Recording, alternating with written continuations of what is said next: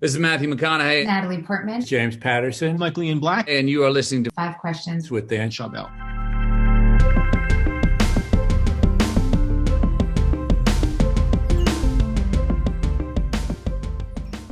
Paul, welcome to Five Questions. Thank you, Dan. It's good to be here. How did doing stand-up comedy at the start of your career influence the types of films and shows you've produced ever since?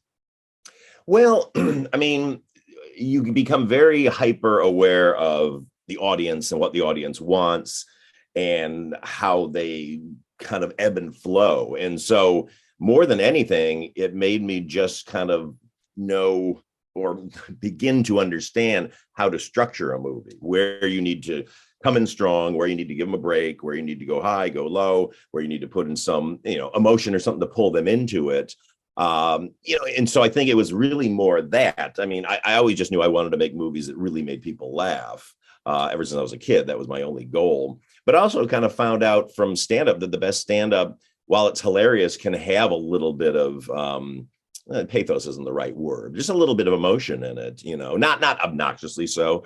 And that's why I'm with my comedies. I try to, have the heart in there, but always undercut it with a joke, never let it get too sappy, because those are the kind of comedies I don't like, where, it's a joke. And then clearly here's now the dramatic scene, and you're kind of like, it's such a gear shift, so it's really, how do you kind of weave it in? And for me, the last thing I'll say on this is I say all my movies are really dramas that are funny. So, we kind of break the story, make sure the story works as a dramatic piece. And then from there, we build the comedy up. Yeah, you definitely came up with a good structure and formula for how you've been able to kind of replicate your success from all your different kind of films and shows and everything you've done. You've worked on several projects with Judd Apatow and Melissa McCarthy. Why do you think these collaborations and relationships were so successful while others might not have been? It all depends if you have the same sense of humor as the person you're working with.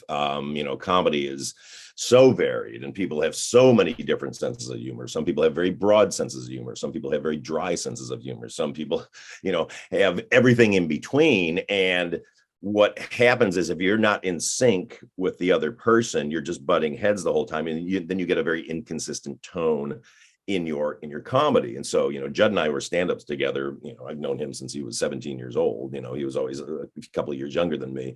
And we always just kind of bonded over liking the same kind of comedy, which is very character-based, very real, but extreme. I always sum it up as like, I like extreme but real characters, or extreme but believable characters, I should say, in extreme situations, because then they are being funny in a way that people we know who are extreme, have bigger personalities, are funny, but they never feel false.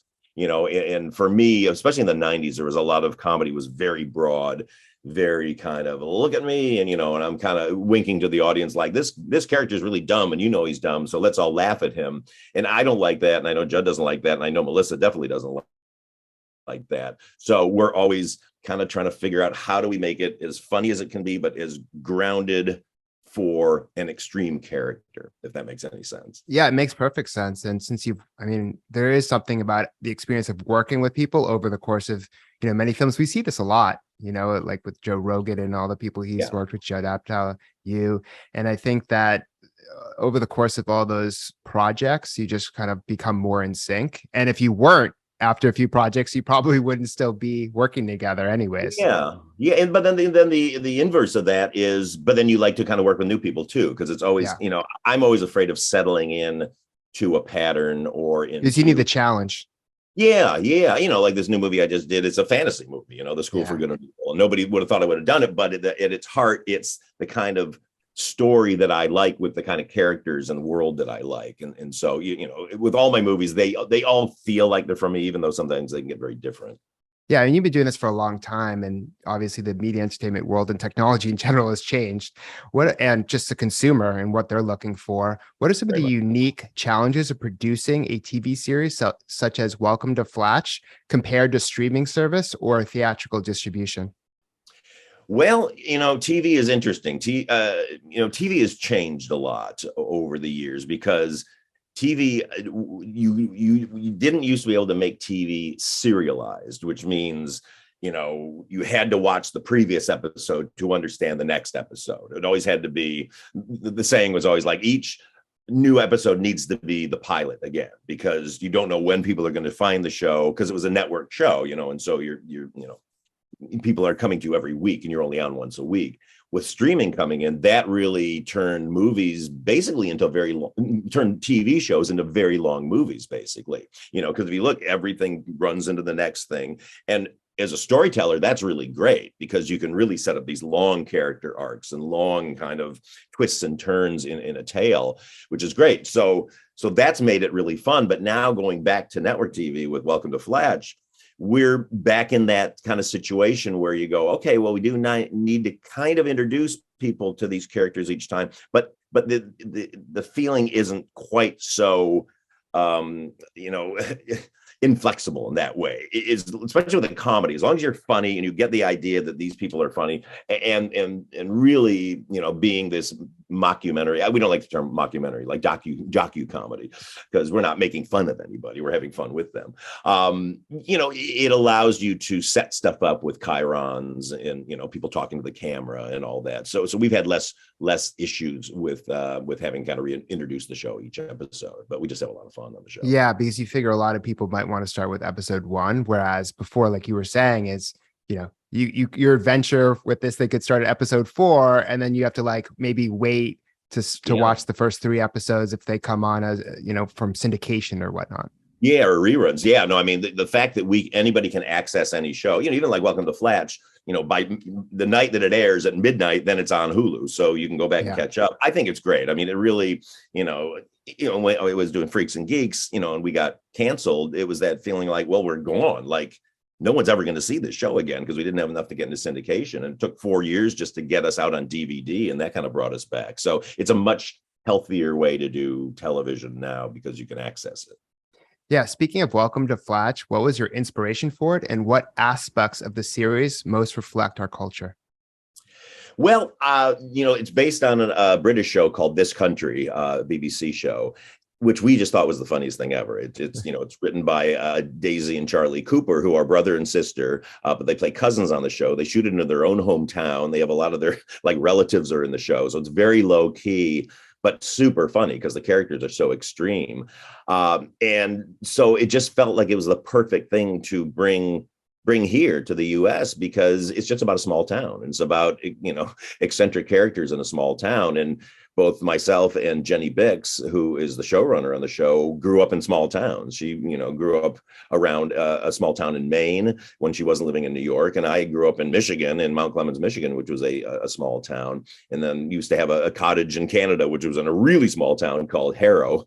And I like really for movies, I like high concept, and TV, I like low concept, meaning, like when you pitch a TV show and it's some like really big idea of like the world's going to end and they have to stop aliens or whatever, that's cool. But at the same time, it can run out of steam, versus it's just these people in this small town trying to get by. There's a gazillion stories you can tell for years and years and years in that way, because you're just following the characters.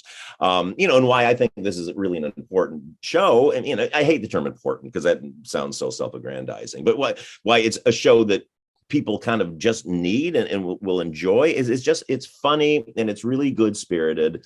It's not mean. When we were first putting it together, everybody's like, you're not going to make fun of small towns. It's like, why would we possibly make fun of small towns? We're from them. We love them. But we want to have fun with the people in it, the way that wherever you live, there's extreme people and friends that you have that are just a little more out there than other people. And they're the ones that are really entertaining to hang out with. But it's very fun to watch them from a safe distance, where you're not actually going to embarrass you. Of course. And what's your best piece of career advice? My best piece of career advice is just do it. If you feel that you want to do something, you have to find out if you can do it, and you have to find your voice in doing it. And these days, I'm holding up my iPhone right now. You can shoot something on your iPhone that's going to look 1,000 times better than anything I shot at the beginning of my career on 16 millimeter film. And it cost nothing. I mean, I had to pay, my first movie that I made cost $35,000 just because of the film and developing. I shot it in a field with 4 people, so we never had we never had production really, capabilities, unless you had a Super 8 camera, and that always looked crappy. And then once you made something, you had no way to get it out to anybody other than show it to your friends. Now you can shoot something on your iPhone in HD. You can edit it on your laptop, comes with, iMovie or whatever it is. And then you can put it out on the internet and people can see it and tell you if they like it or not. So, there's no excuse to not be doing it if you say you want to do it. You can't, it's not the old days. I got to wait for somebody to call me up, and, give the opportunity. No, the opportunity is right in your hands right now. If you want to do it, do it. Yeah. And, of course, because the cost of entry, as you're describing, has gone down. Yeah. There's more competition. Yeah, but you have direct access to audience too. So it's is the good and bad with that. Well, but the great thing about that is now it's a meritocracy. It's not, gone are the days when, when studios could put out like a really crappy movie, but put out a really good trailer for it and bamboozle people for a few weeks because word doesn't get out that the movie's terrible, versus now, man, it's got to be good. So we're in a total meritocracy right now, and the cream always rises to the top. Trust me. If you make something and it's good, people will see it. I guarantee it. Well, that's great advice. And thank you so much for being on the show. Thank you, Dan. It was a real pleasure.